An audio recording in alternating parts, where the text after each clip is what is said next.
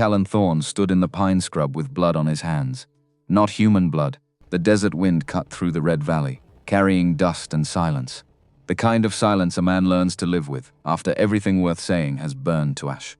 4 years. Years since the fire took his wife, took his daughter, took his voice. Now all he had left was a timber cabin clinging to a bluff, a herd of struggling cattle, and a pair of child's boots hanging on a nail. Too small to wear, too heavy to take down. They called him the Silence. They said he was dangerous. They didn't know that danger comes in many shapes. And one of them wore the name Judge Ruthven Garrett. A man who wanted this last piece of land, not because it was beautiful, but because beneath that red dirt lay $18,000 worth of copper. And then there was Maren, 280 pounds, a letter from Texas, and a kind of stubborn no one could teach. She came for a contract. She stayed for something bigger. Well, sometimes war doesn't start with gunfire. Sometimes it starts with a woman standing on a porch saying, "I'm not going anywhere." Callan Thorne killed the grizzly on a Tuesday, not with a rifle, with a Bowie knife and 20 years of wanting to die, but being too stubborn to let a bear do the job. The thing came at him from upwind, which shouldn't have happened, because Callan knew these mountains, knew every ridge and creek and deadfall between his cabin and the high country where the elk spent their sittims. But the wind had shifted, and the bear was hungry, and Callan was alone, always alone. Grizzly charged through the pine scrub like a freight train made of muscle and rage.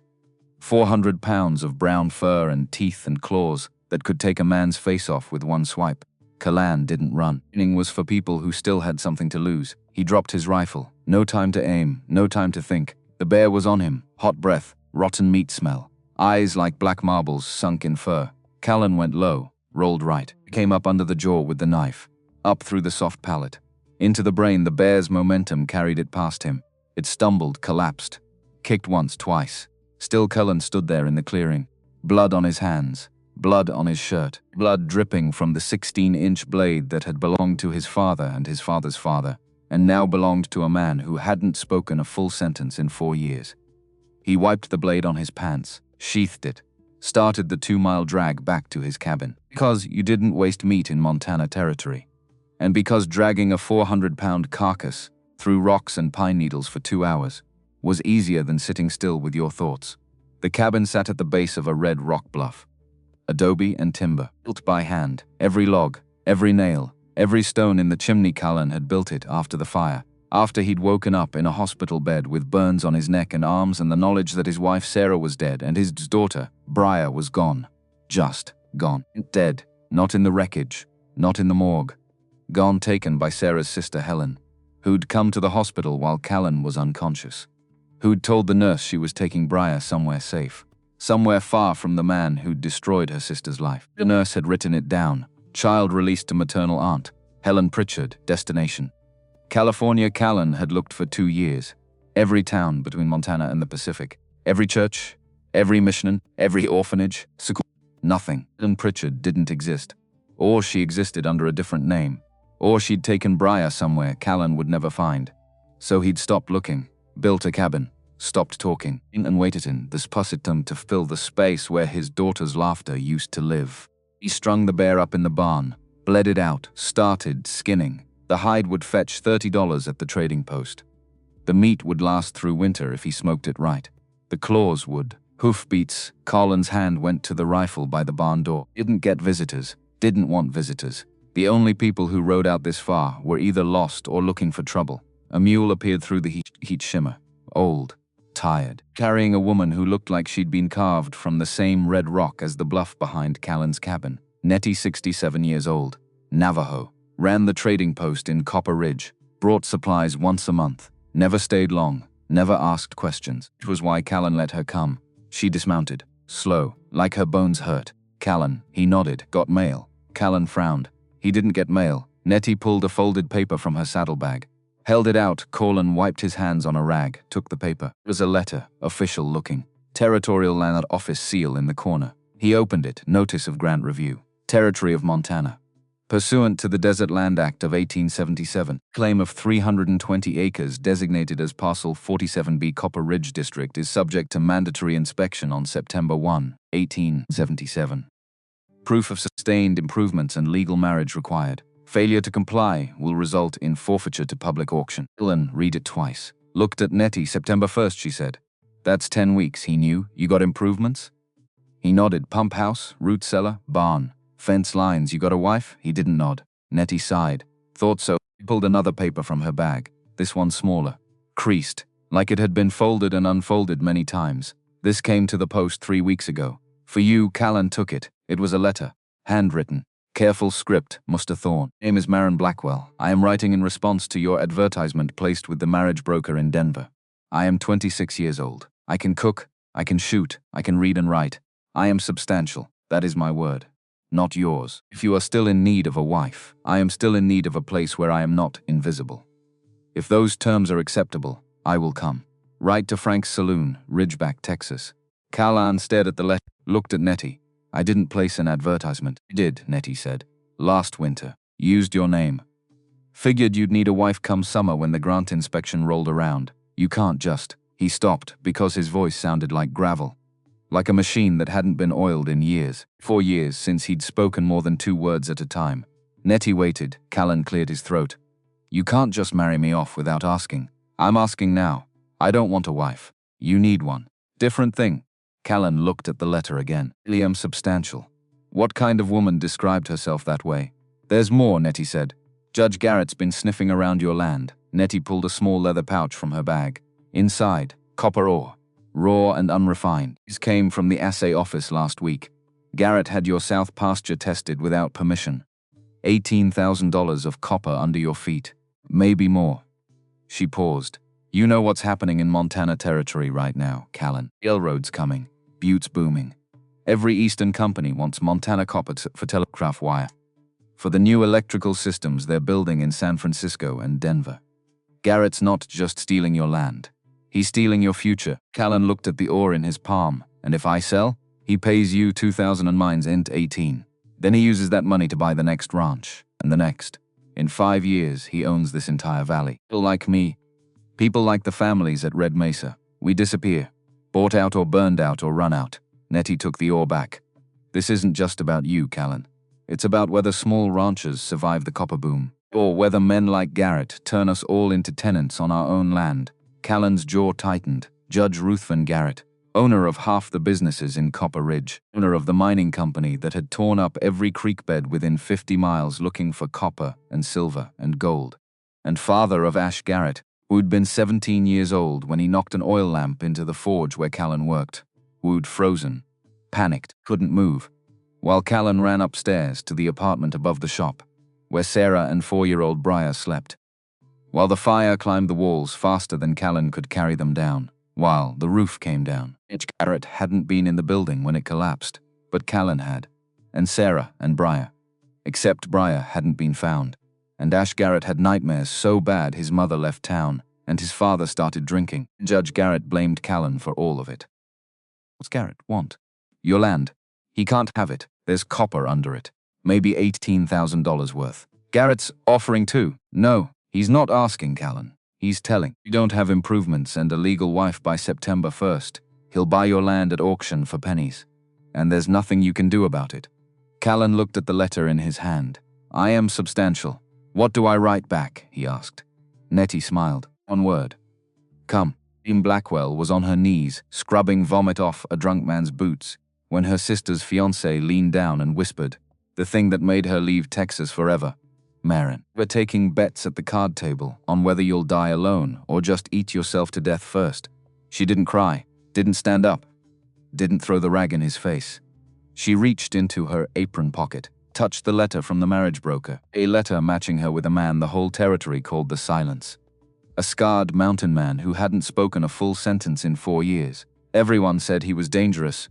Nobody asked what made him stop talking. The drunk's name was Lloyd Marsh. Vomited $3 worth of whiskey onto his own boots and 4 feet of Frank Blackwell's saloon floor.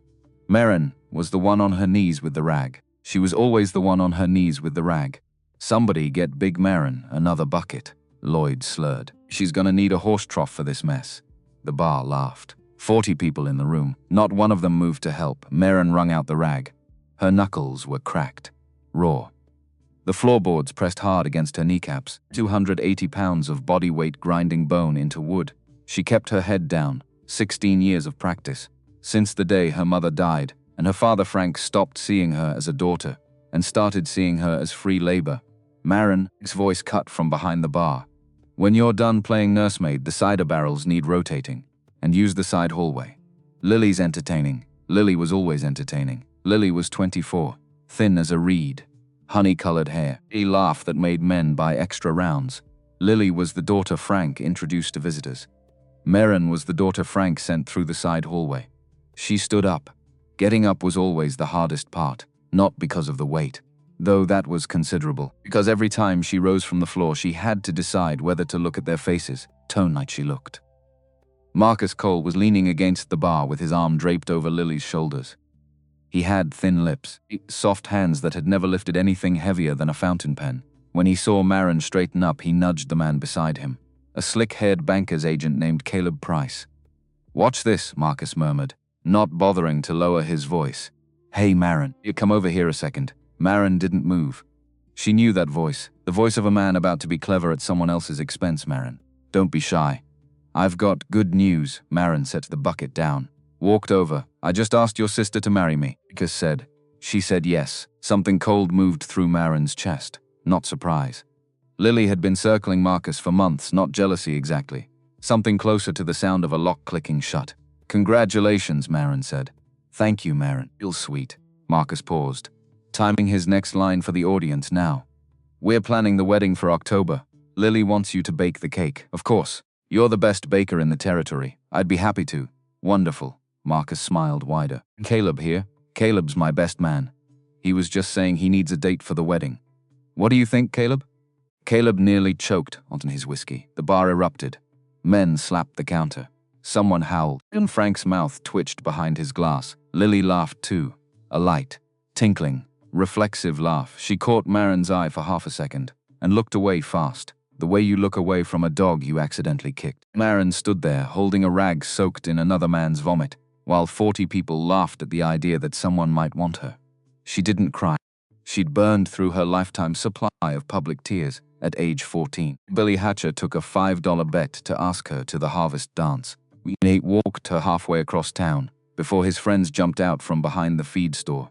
When Billy dropped her arm like it was on fire and said, "Sorry, big girl. Business is business." So no, she didn't cry tonight. She turned around, walked through the side hallway, went to the back room, pumped water over her hands, dried them on a clean cloth, reached above the flour barrel, pulled out the loose board. She took the letter from its hiding place. She'd read it 40 times. She read it again. "Miss Blackwell, I have a match. His name is Callan Thorne. He holds 320 acres of land in Copper Ridge, Montana Territory. Requires a wife to satisfy the terms of a territorial homestead grant.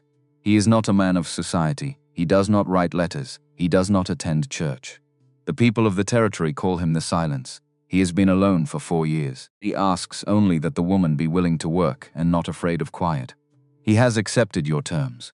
You are to take the stage to Helena, then a freight wagon west to Copper Ridge. He will meet you at the trading post on the 20th of June, Callan Thorne." The silence of Copper Ridge. She'd asked around. Carefully, the stories came easy. They said he was 6.5 feet tall, with a burn scar that ran from his jaw to his collarbone. They said he'd killed a man in Prescott by choking him to death with one hand. They said his wife fled in the middle of the night because she feared for her life. They said the last man who rode onto his property left without his horse and most of his teeth. Maren folded the letter, pressed it against her chest. He'd seen her photograph. Full face, no cropping, no hiding. 280 pounds of Maren Blackwell staring straight into the camera. And he'd said yes. Maybe he was desperate. Maybe he was blind. Maybe he was every terrible thing they whispered. But he'd said yes. And in 26 years of living in Ridgeback, Texas, that word had never once been pointed in her direction. The back door opened. Lily slipped in, fanning herself with a lace handkerchief. "Maren, Pa wants the good whiskey brought up from the cellar. Marcus is buying rounds for the whole bar." She paused. "I'm sorry about what Marcus said. About Caleb, he was just being funny. You know what I mean. He didn't mean anything by it. He meant exactly what he said, Lily. And you laughed." Lily's face tightened. For 1 second, something old flickered in her eyes. A memory, maybe. of two girls sharing a bed after their mother's funeral, holding hands in the dark. Then it was gone. Don't make this about you tonight, Maren. Please. This is my engagement. Everything is yours, Lily. The engagement. The front room. Maren paused. Attention. I'm not making anything about me. I'm just the one who bakes the cake and uses the side door. Lily opened her mouth, closed it, and she set the handkerchief down on the counter with the careful precision of a woman who'd learned that walking away was easier than looking too closely. The cellar. Maren. The good whiskey. She left. Maren stood alone in the back room. She looked at the letter in her hand. She looked at the door Lily had walked through. She thought about the ledger behind Frank's bar, the one where he tracked every person who worked in the saloon. Last week she'd opened it while sweeping. Under Lily he'd written, Ulstess, revenue asset. Under Lloyd Marsh, regular, $12 per week. Under the column for Maren there was nothing, no name, no entry, 12 years of work, and she did not exist in her father's books. Put the letter in her apron pocket. She went to the cellar. She carried the whiskey upstairs. She served Marcus's rounds. She smiled. She collected empty glasses. She mopped the floor at midnight. At 1 a.m. she climbed to her attic room, pulled a canvas bag from under the cot. She packed her mother's Bible, a clean dress, the dark green one with the let-out seam, her sewing kit, a bar of lye soap, a pouch of dried herbs, rosemary, sage, yarrow.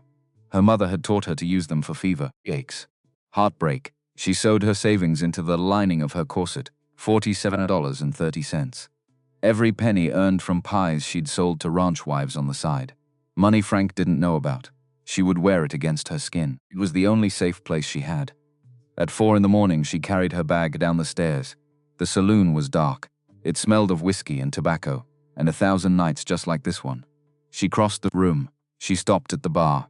Frank's ledger was open. She stared at the blank space where her name should have been. She picked up his pen in the empty column in her own neat handwriting. She wrote Maren Blackwell. Gone. She set the pen down. She walked to the door. Behind her a floorboard creaked.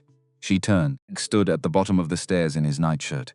Squinting in the dark. Where do you think you're going? Montana. I'm getting married. For Frank stared at her. Married to who? Callan Thorne. Copper Ridge. The name landed. Frank's face changed. Concern. Recognition. Thorne. The one the silence. The one who killed that man in Prescott. That's him. He'll break you in half, Maren. Maybe. But at least he'll see me when he does it. Frank blinked. For 3 seconds, something passed across his face. Not love, not regret, but something that lived in the same neighborhood. The look of a man who suddenly understood that a piece of furniture he'd walked past every day for 12 years was actually a person. He was leaving. You don't got to do this, he said quietly. Yes, Pa, I really do. She waited. If he said stay, if he said I need you, if he said one single word that proved she was more than a blank column in his ledger, she might have wavered and scratched the back of his neck. Well, he said, take a canteen. It's hot out there. Maren walked out the door. The speed to Helena left at dawn. The driver was a sun-cracked man named Polk. He watched Maren approach. Didn't say a word about her size. He just said, sit on the left, balances the load, 2 other passengers. A preacher in a sweat-stained collar reading Revelations aloud. And his bird-like wife clutching a hatbox. 5 days of dust and heat, and the preacher's wife sighing every time Maren shifted her weight, and the springs groaned. On the 3rd day, the stage hit a rut so deep the left wheels sank to the axles in dried mud. Polk cursed. The preacher prayed. His wife wailed. Everybody out, Polk ordered. We got to push. The preacher pushed. Polk pushed. The wheels didn't move. The preacher's wife stood in the shade of a mesquite tree and fanned herself. Maren walked to the back of the stage. She planted her boots in the dirt, wedged her shoulder against the rear panel, and pushed. 280 pounds of Maren Blackwell shoved against that stagecoach, and the mud sucked and groaned, and the wheels lurched forward, and caught the hard ground. Polk stared at her. Preacher stared at her. Physics, Maren said, brushing dirt off her sleeves. Doesn't care who's pushing. Just cares about weight. Nobody complained about the springs for the rest of the ride. Copper Ridge wasn't a town. It was a rumor of a town, a trading post with a tin roof, a corral with 6 scrawny horses and a mule that looked like it had given up on life. A crooked sign, Copper Ridge, Pop 34, with the 34 crossed out and 29 scratched below. In stepped off the stage into heat that hit her like an open furnace door. Sweat soaked through her dress in 30 seconds flat. Polk dropped her bag in the dust. Good luck, ma'am. He meant it. There was pity in his eyes. Reen stood beside her bag. He looked at the empty road heading west into the Red Hills. She waited 1 hour. The sun hammered down. She moved under the trading post's overhang. 2 hours. She drank from the water trough. Dignity was a luxury for women who weren't melting. 3 hours. Vision swam. She sat on her bag because her legs were shaking. He's not coming. He saw the photograph again and changed his mind. He rode halfway here and turned around. You, the Blackwell girl? A woman stood in the doorway of the trading post. Old.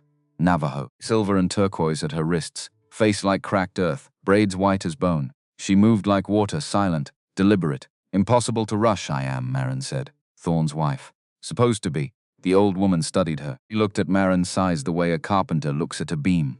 Measuring for strength, not for beauty. No disgust. No amusement. Just assessment. He's coming, the woman said. Callan don't hurry for nothing. Not even a wife. She stepped onto the porch. I'm Nettie. I run the post. Is he what they say? Maren asked. What do they say? That he's dangerous. That he killed a man. That he doesn't speak. Nettie was quiet then. A cactus got thorns. Don't mean it ain't full of water. It just means you got to know how to hold it. Maren opened her mouth to respond. But Nettie wasn't finished.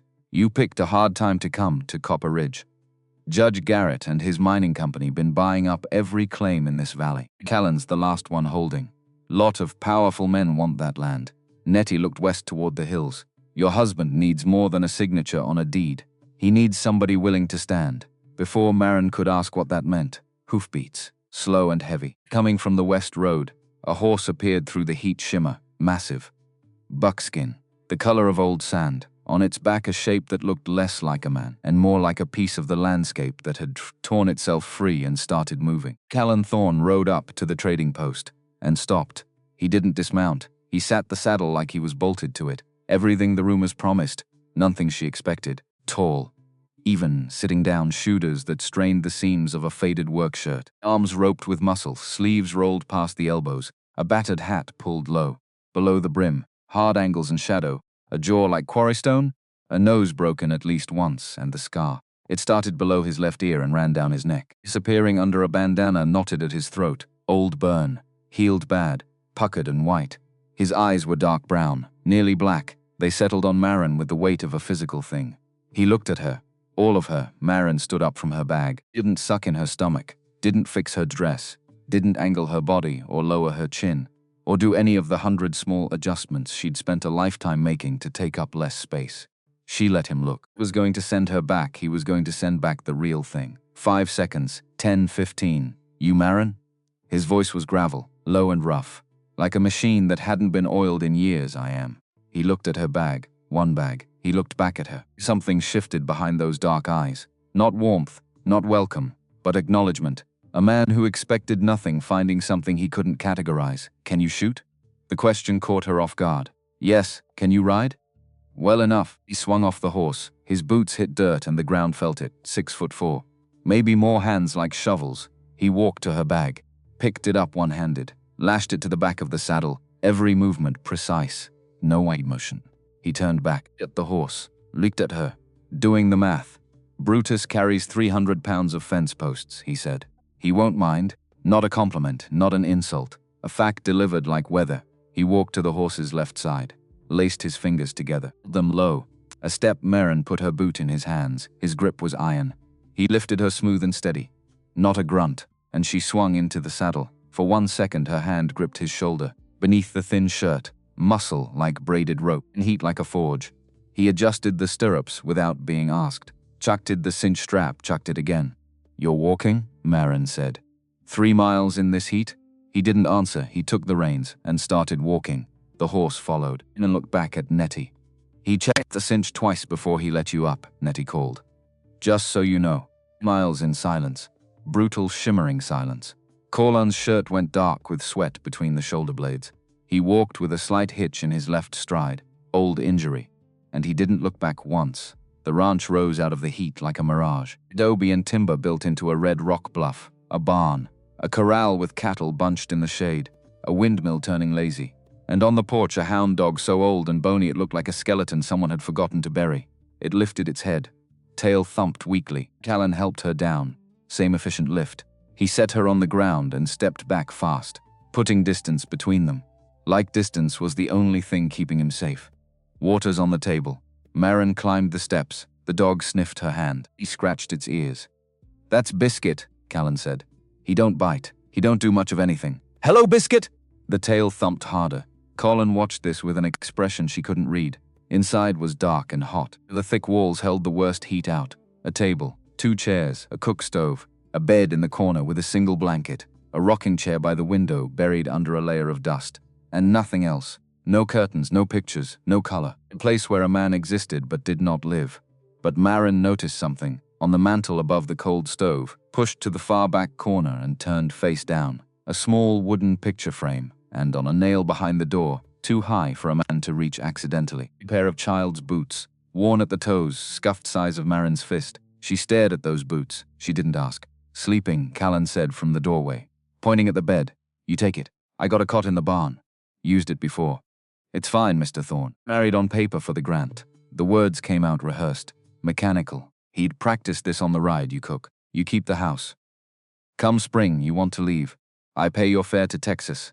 And if I don't want to leave? He blinked. It wasn't in the script. Then you stay, he said slowly, like a man testing ground that might give way. All right. Maren walked to the cook stove. She opened it. Cold ash. She opened the cupboard floor. Salt, lard, baking soda, dried beans, cornmeal. Reached for the stove door to start a fire. Callan moved fast. His hand shot out and caught her wrist, not hard, but sudden. I'll do that, he said. His voice had changed. Tighter. You step back. Maren looked at his face. Something had shifted. The dark eyes were fixed on the stove with an intensity that had nothing to do with cooking. His jaw was locked. A muscle jumped in his cheek. I can light a stove, Mr. Thorne. I said I'll do it. He released her wrist, knelt at the stove. His hand struck the flint. Did he enough? But when the kindling caught, when that first orange flame licked up, his whole body went rigid, just for a second. A held breath, a locked spine.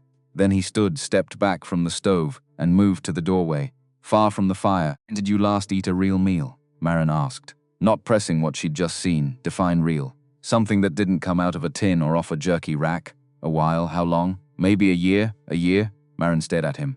You survived, Mr. Thorne. It's not the same as eating. It's kept me alive, barely. By the look of you, she rolled up her sleeves. Show me the well, or get out of my kitchen. Something happened to his face, not a smile. A ghost of something that might have been a smile in a previous life. He pointed to the back door. Wells out back. Pump sticks. Hid it on the left. Cooked cornbread with sage from her mother's pouch. Beans with salt. And the last of an onion she found sprouting in the cupboard. The cabin filled with the smell of something real. Callan stood in the doorway the whole time and crossed the threshold into the kitchen. He stayed where the air moved, away from the heat of the stove. Maren noticed. She filed it away. Sit down, she said when it was ready. He sat. He picked up the fork and held it like he'd forgotten its purpose. Put the plate in front of him. Cornbread, beans, water. Callan looked at the food. He looked at her. He closed his eyes just for a second. A breath held and released. And when he opened them, they were wet. He blinked it away fast, but Maren saw. Ate without speaking. Scraped the plate clean with the edge of the cornbread. Sat very still when he finished. More? He nodded. She refilled the plate. He ate that too. When he was done, he carried his plate to the basin.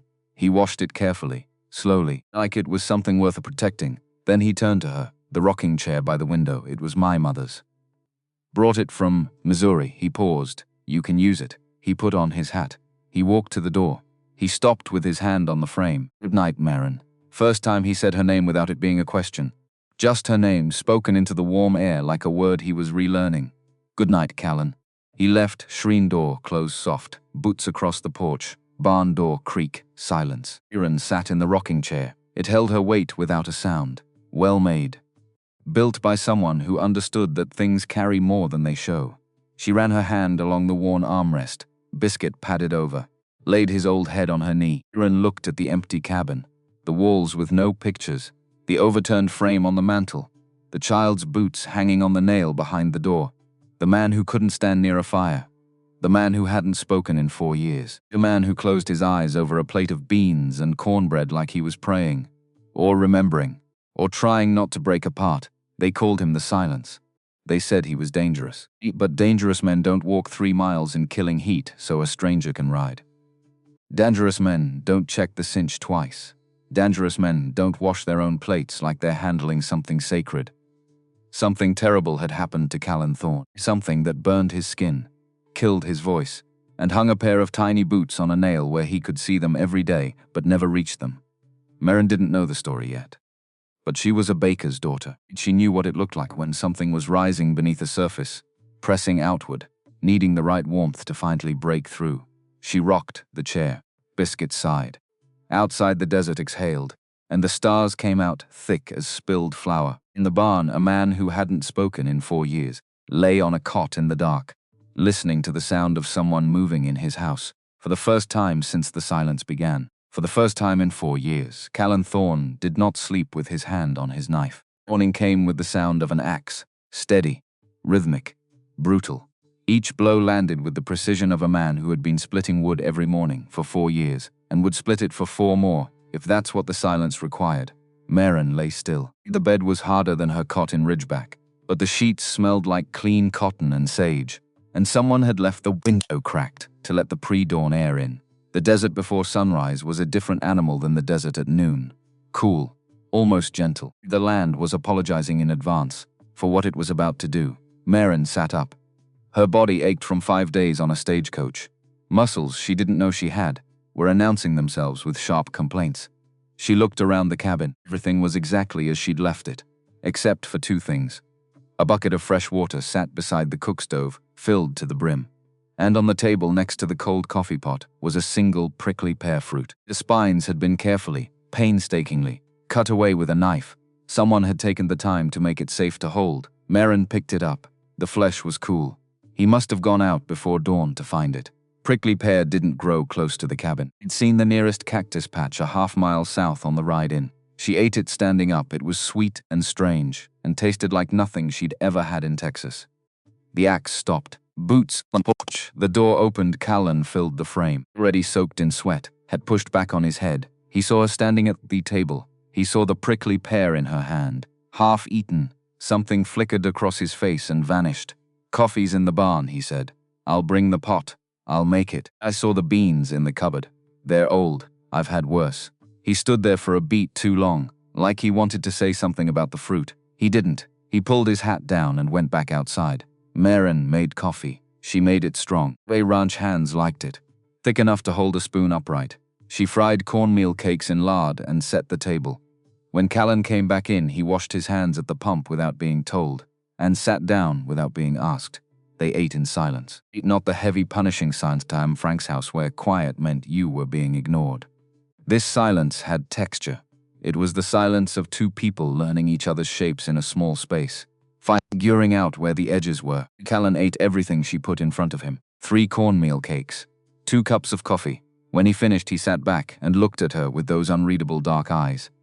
"I work the cattle from dawn to midday," he said. "Fence lines need mending. There's a creek bed south of the barn that needs clearing before the summer rains. I eat at noon and again at dark. All right? The house is yours. Do what you want with it. There's a garden plot behind the windmill." He paused. "My mother." He stopped, reseated. "There's a garden plot. Soil's decent if you water it. What do you need me to do, Callan?" The question seemed to confuse him. "I told you. Cook. Keep the house. That's not what I mean. What do you need?" He stared at her. The silence stretched. He could see him retreating with those walls, brick by brick, mortaring them up with years of practice. "I need the grant secured," he said flatly. "I need the inspector to come in September and see a working homestead with a wife and improvements. That's all. It's all. That's all."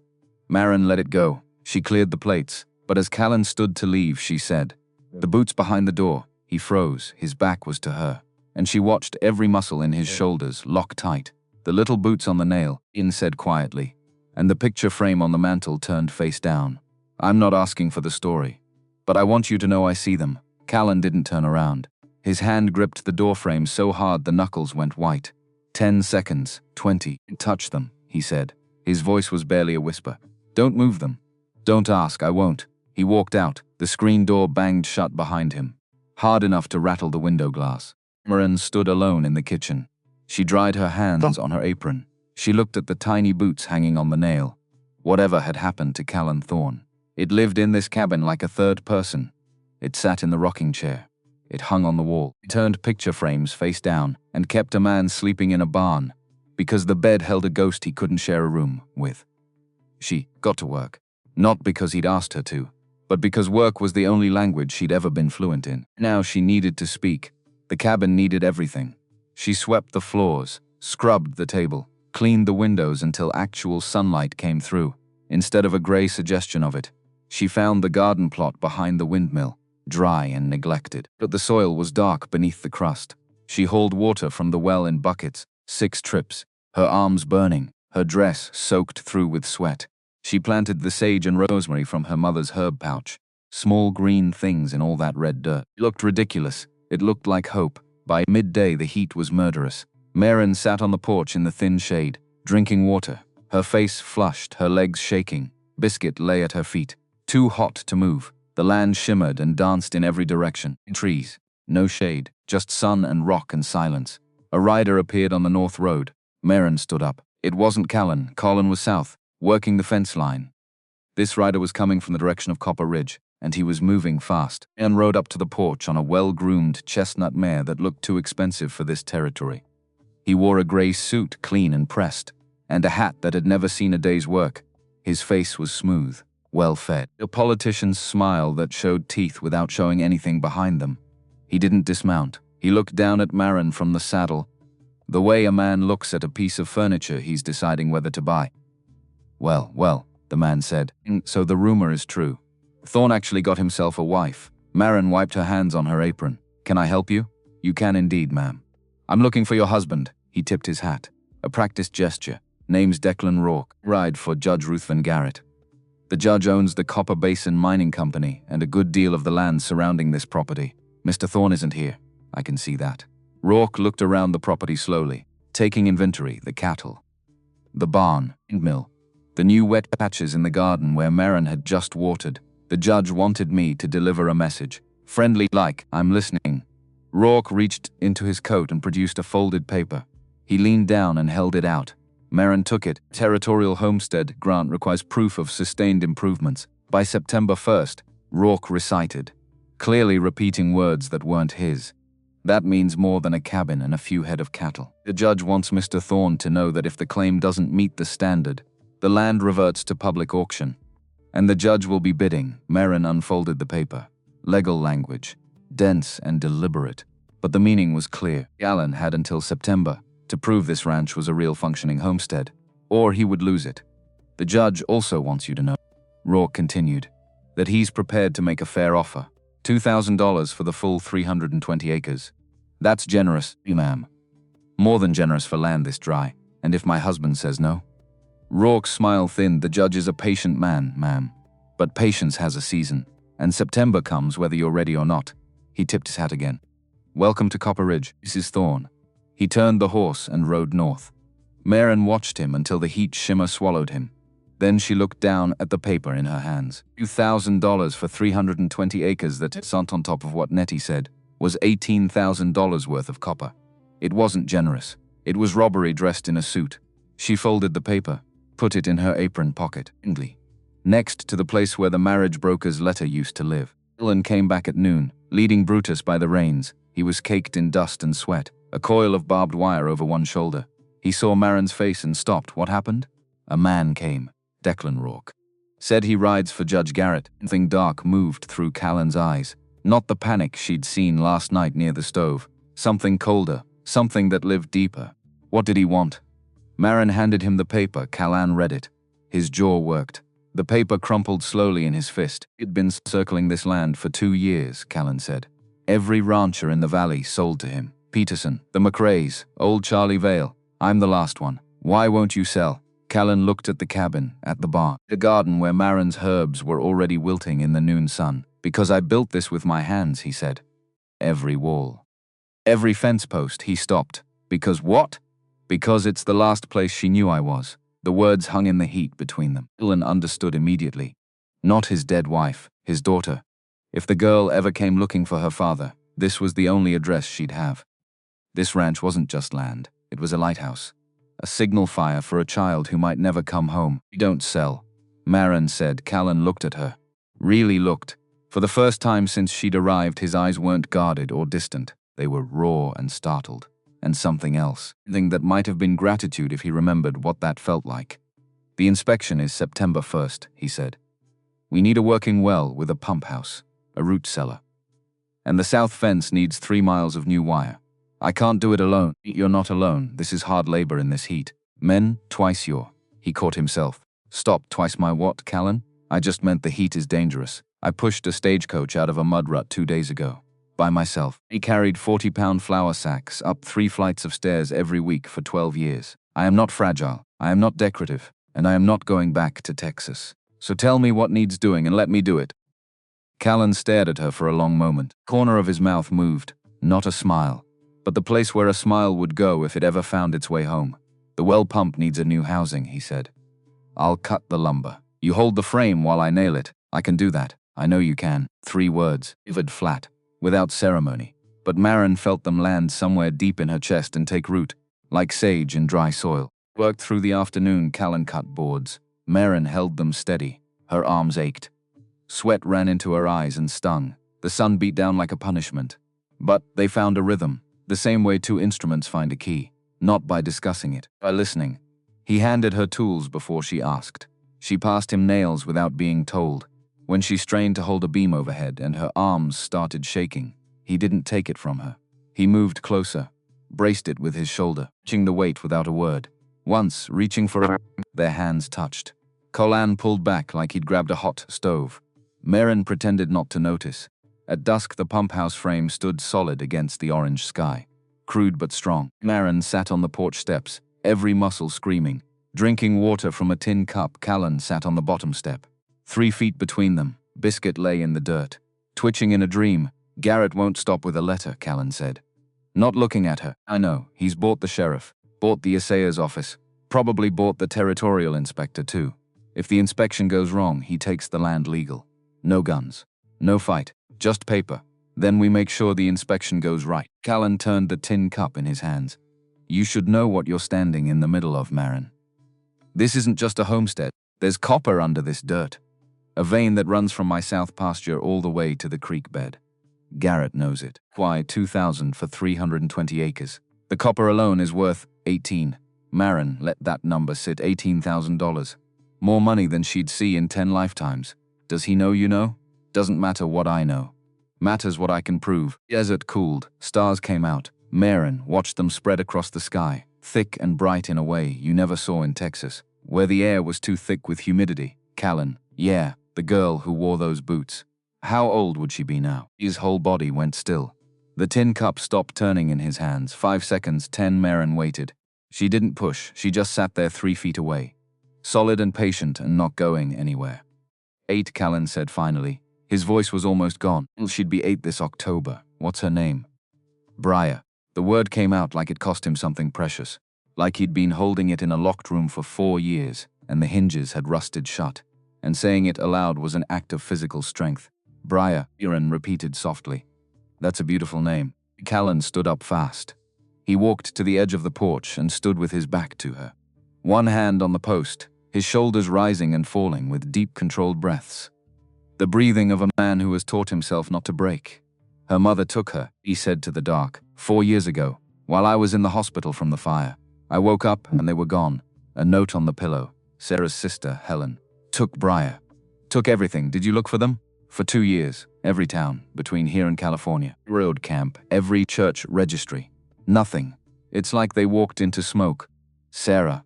Maren said she didn't know how she knew the name. Maybe Nettie had mentioned it. Maybe it was written in the way Callan avoided saying it. He flinched like she'd struck him. Say her name in this house. All right. I destroyed everything I touched. His voice was barely audible now. Fire.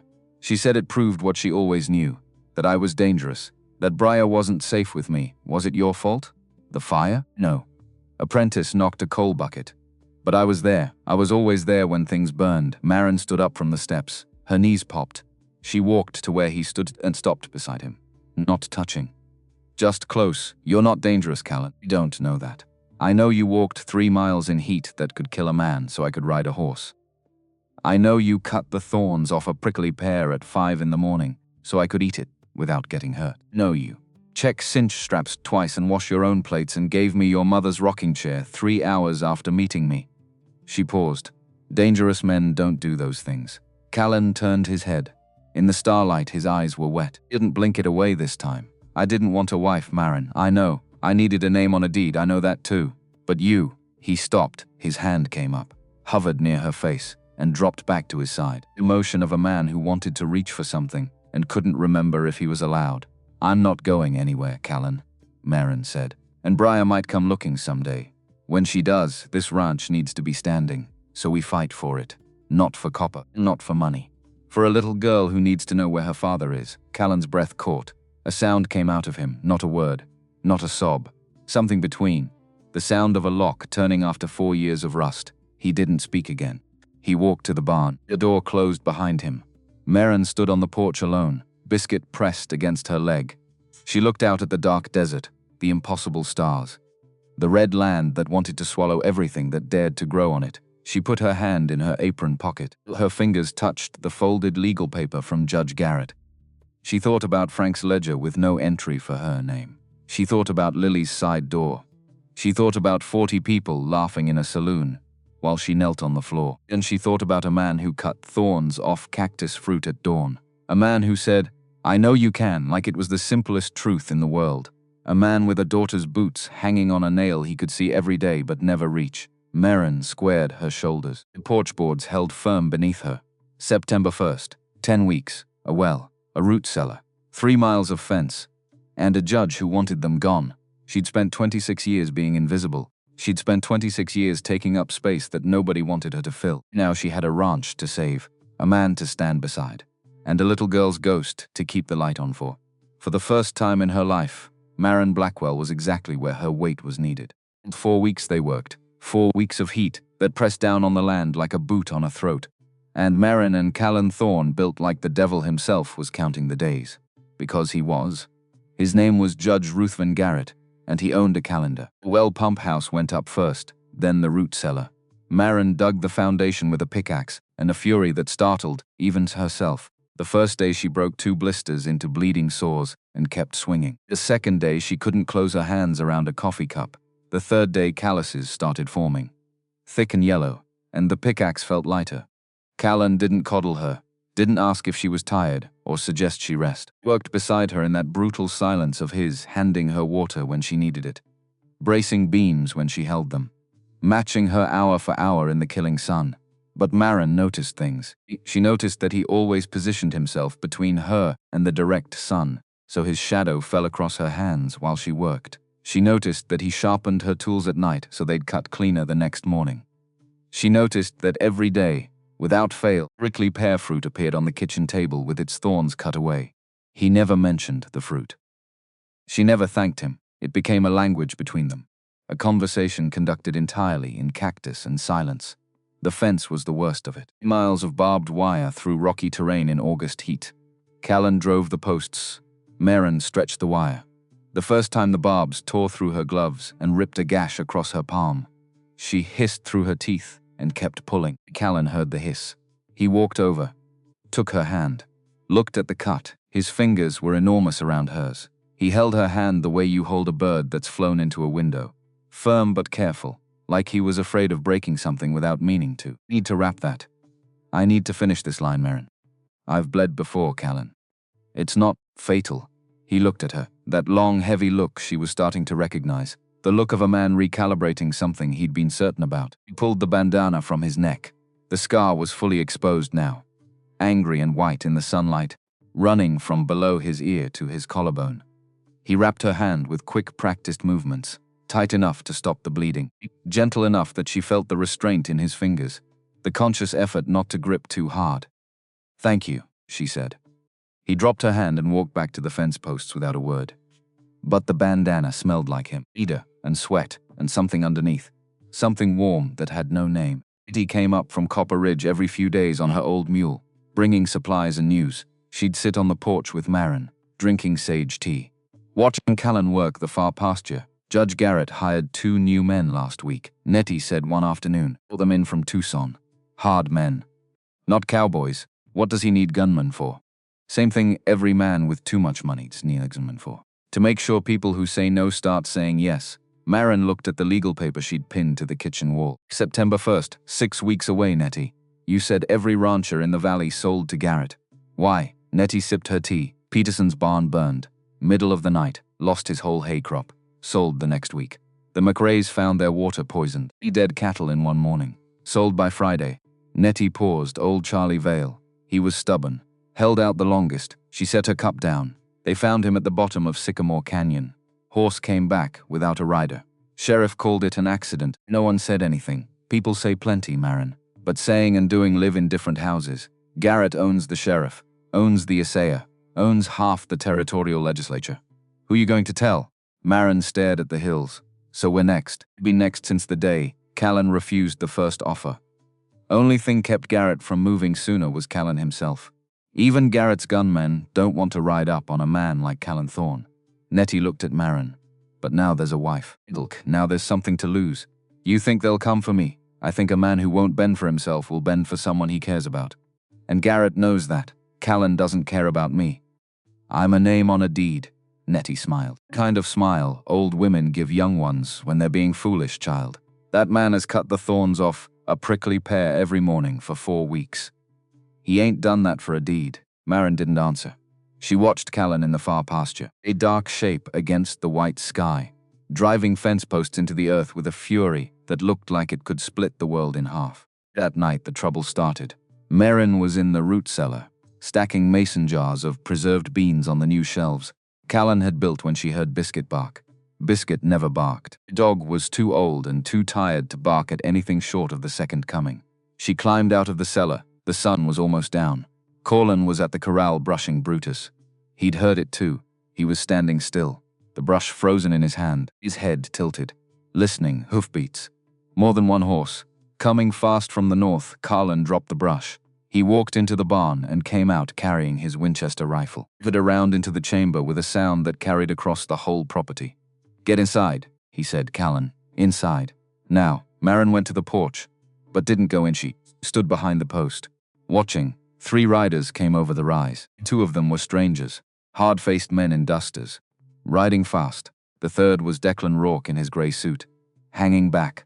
Always hanging back, the man who delivered messages but never threw the punch. The 2 riders pulled up 30 yards from the corral. One of them, a broad man with a flattened nose and a tobacco-stained mustache, grinned at Callan. Evening, Thorne. Judge Garrett sends his regards. Callan didn't speak. He stood with the rifle across his chest. Not aimed. Not lowered, Riddy. Name's Cormac Rook, the broad man said. This is my associate, Pike. We're just here to survey the property line. Judge thinks there might be an encroachment on his mineral rights. There's no encroachment, Callan said. The property line's been surveyed twice. Get off my land. Luke's grin widened. Now that ain't neighborly. We rode a long way in this heat. He looked past Callan toward the porch. His eyes found Maren. Well now. Heard you sent away for a mail-order bride, Thorne. Looks like you ordered the family-size portion. Laughed. A hyena sound. High and sharp, Maren waited for the rage. She waited for Callan to roar, to charge, to swing that rifle like a club. She'd heard the stories, the silence of Copper Ridge, the man who choked a trespasser half to death. Callan didn't move. His face didn't change. He stood absolutely still. And he looked at Cormac Rook with those dark eyes that held nothing at all. No anger, no fear. Nothing. The emptiness was worse than fury. It was the look of a man who had calculated exactly how many seconds it would take to kill you, and decided you weren't worth the ammunition. You have 10 seconds, Callan said. The grin slipped off Rook's face. He looked at Pike.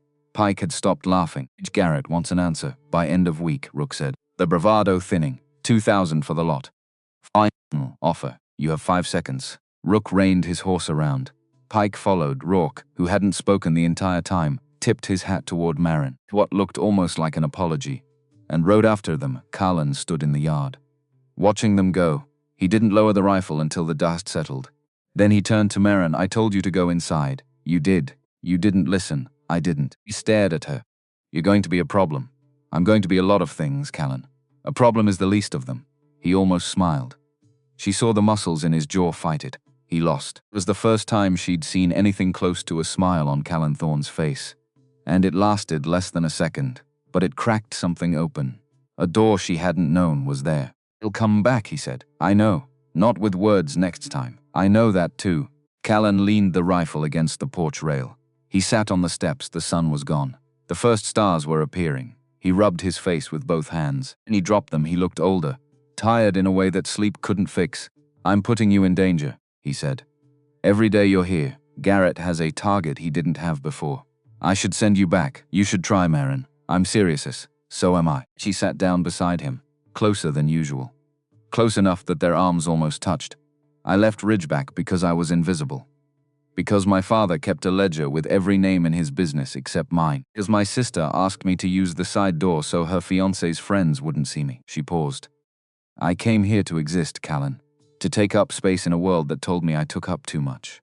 You don't get to send me away because it's safer. Safe is the attic room in my father's saloon. Safe is keeping my head down and scrubbing vomit off strangers' boots. I didn't marry a man they call the science because I wanted safe. Why did you marry me? The question landed between them like a struck match. Because you said yes, Maren said simply. And because nobody else ever has. Callan turned to look at her. In the starlight, his scar was a white river down his neck, and his eyes held something she hadn't seen before. Not gratitude, not pity. Inching hotter and more frightened than either. The night of the fire, he said slowly. At the forge. The oil caught and the whole building went up in 30 seconds. My apprentice, a kid named Ash Garrett, 17 years old. He was trapped under a fallen beam. Callan's voice was steady, but his hands weren't. I went in. The heat was so bad the hair on my arms burned off before I reached him. I got him out, dragged him through the door. Then the roof came down. He touched his scar. His fingers traced the line from jaw to collarbone. Like a man reading a map of his own destruction. I was in the hospital 3 weeks. When I woke up, Sarah and Briar were gone. A note on the pillow. I can't live with a man who destroys everything he touches. That's what she wrote. Word for word. I had 4 years to memorize it. She was wrong, Callan. Was she? The forge burned. My marriage burned. Now Garrett's going to burn this ranch if I don't hand it over. Everything I'm near catches fire. I'm near you, Ian said. And I'm still standing. He looked at her. A long, devastating look. She could see the war behind his eyes. The part of him that wanted to reach for her, fighting. The part that believed his hands only knew how to break things. You shouldn't be, he whispered. You should be anywhere but here. Well, I'm not anywhere but here. I'm right here on this porch. And I'm not leaving. And tomorrow morning I'm going to eat whatever cactus fruit you leave on the table. And I'm going to dig the rest of that root cellar. And if Garrett sends 100 men, I will stand on this porch, and I will not move. Because this is the first place in my life where someone checked the cinch strap twice before letting me climb up. She leaned forward, and I will fight for that. I will fight for that with everything I've got. Callan's breath was ragged. He turned away from her, gripping the porch rail, his knuckles white. You don't know what it's like, he said through clenched teeth. To hold someone and feel them leave. To carry a child on your shoulders and then wake up to an empty house. You don't know what that silence sounds like. No, Maren said. I don't know that silence. I know a different one. I know the silence of a room full of people where nobody says your name. The silence of a father who looks through you like glass. I know the silence of 26 years of being told you take up too much space and not enough worth. She stood up. We've got different wounds, Callan. But we bleed the same color, and I'd rather bleed here with you than be invisible anywhere else. Callan didn't move. He stood at the rail. Breathing the desert wind moved through the property, hot and dry, carrying the smell of sage and dust, and the faint mineral tang of copper buried deep in the earth beneath them. Then he did something he hadn't done since she'd arrived. He turned around and looked at her without the walls. No guard. No distance. All practiced emptiness. Just Callan raw and broken and terrified and alive. I hear her sometimes, he said. Briar. Laughing. In the barn. In the pasture. I turn around and there's nothing there. Keep those boots on the nail because if I put them away it means she's gone. And I can't. His voice cracked. I can't put them away, Maren. Maren stepped forward. She took his hand. His fingers were stiff. Curled. Resisting. She held on. She didn't pull him toward her. Didn't try to hug him or soothe him. She just held his hand. 280 pounds of Maren Blackwell planted on that porch like an anchor in a storm. Then we don't put them away, she said. We leave them right where they are. Keep the light on. Callan looked down at her hand wrapped around his fingers slowly uncurled. He didn't squeeze back.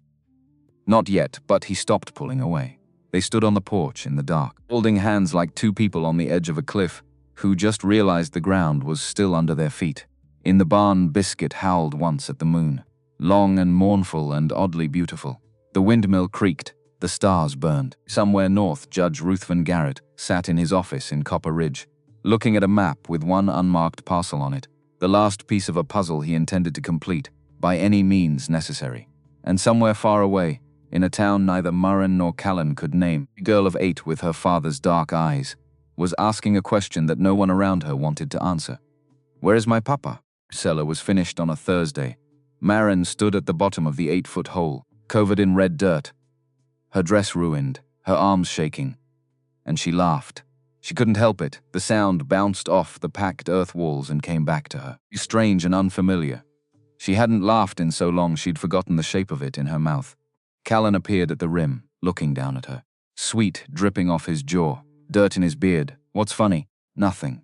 Everything. He just dug a hole big enough to bury a horse. And I'm standing in it, laughing like a crazy woman. "You are a crazy woman. You married me."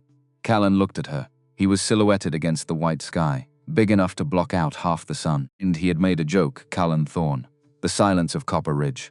The man who hadn't spoken in 4 years had made a joke. "Did you just make a joke?" "No, you did. I heard it. You heard wrong. Get out of the hole." He reached down. She grabbed his forearm. He pulled her out one-handed. 280 pounds, lifted from an 8-foot pit like she was made of paper. When she came over the rim, she stumbled forward and collided with his chest.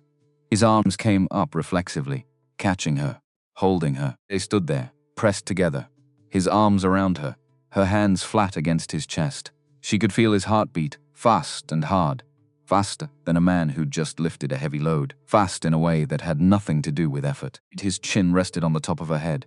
She felt his breath in her hair. He smelled like cedar and sweat, and the copper dust that coated everything in this valley.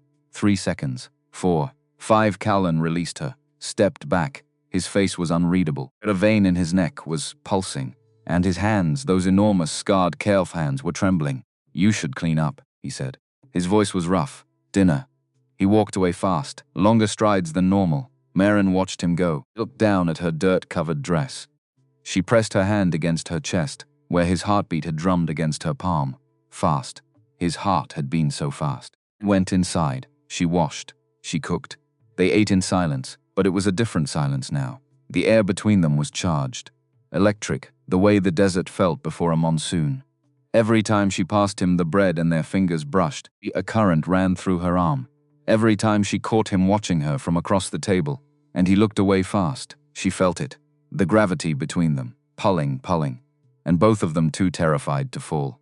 After dinner, Callan didn't go to the barn immediately. He sat in the kitchen, turning his coffee cup in his hands. Maren washed the dishes. The only sound was water and the clink of tin. "Maren, yes, we need help." She turned around. He was looking at the table. "Not at her. I can't finish the improvements alone. In time. The fence, the rest of the well work. It's too much for 2 people. Then we ask for help. Nobody in Copper Ridge will cross Garrett, have you asked?" "No, then how do you know?" He looked up at her. "Because I know how the world works, Maren. People protect themselves. They don't stick their necks out for strangers. Maybe they're just waiting for someone to ask." Callan shook his head. "You don't understand this place. Garrett owns everything." "I know. You've said. But he doesn't own people's shame. And every rancher who sold to him is carrying that. Give them a chance to stand for something again. And if they say no, then we keep working. But at least we tried." Callan studied her. That long look. The one that made her feel like he was seeing through skin and bone to something underneath. "You really think people will come?" "I think people are tired of being afraid. And I think you're the first person in this valley who didn't sell. That means something." It was quiet for a long time, then, "All right, tomorrow. You go door to door. I'll finish the fence. We'll go together." "Together, Callan. That's how this works." He opened his mouth to argue, closed it, nodded once. They rode out at dawn, Colin on Brutus, Maren on Nettie's borrowed mule. The first stop was the Peterson widow, a weathered ranch 5 miles east. The barn was a black skeleton, burned down to the frame. An older woman answered the door, gray hair pulled back tight. "Eyes that had seen too much and stopped expecting good news, Mrs. Peterson," Callan said. I know who you are, Thorne. What do you want?" "Help. I've got a homestead inspection in 4 weeks. I need hands to finish improvements. Fence work mostly. Can't pay much, but I can feed you, and I'll remember it." Mrs. Peterson looked at Callan, then at Maren. "You're the mail-order bride." "I am. Heard you were substantial. I am that too." Mrs. Peterson almost smiled. "My boys are inside.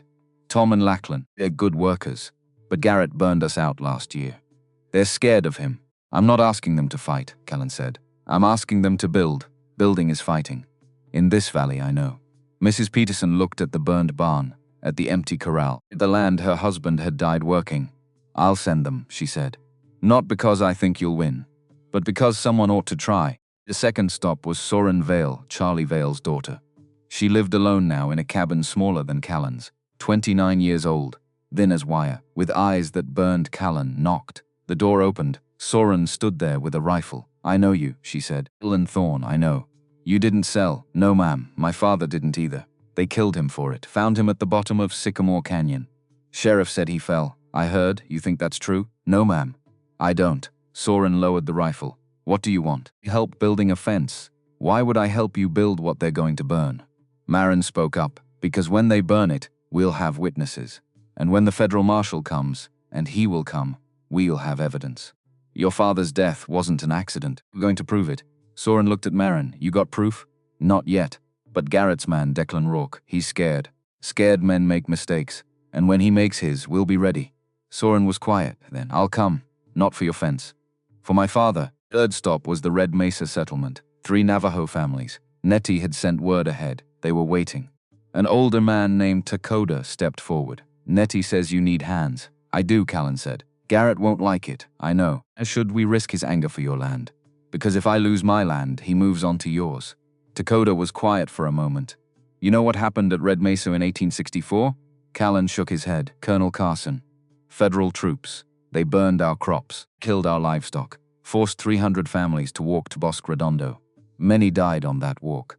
The ones who survived spent 4 years in a camp where the water was poison and the land grew nothing. We walked back in 1868. Rebuilt. Never let anyone take our land again. He paused, but Garrett's already surveying the canyon north of our water source. He's coming for us, whether you stand or fall. At least if we stand with you, we stand together. Takoda looked at the other men. He spoke in Navajo, quick and low. Then Takoda turned back. We'll send 3 men. And 2 women. The women are better with detail work. You'll need that for inspection. I'm grateful. Don't be grateful yet. Garrett's going to come for all of us when he finds out. Let him come. They rode back at noon. 12 people had said yes. 12 strangers who owed nothing to a silent rancher and his mail-order bride. 12 people who showed up anyway. Callan was quiet the whole ride.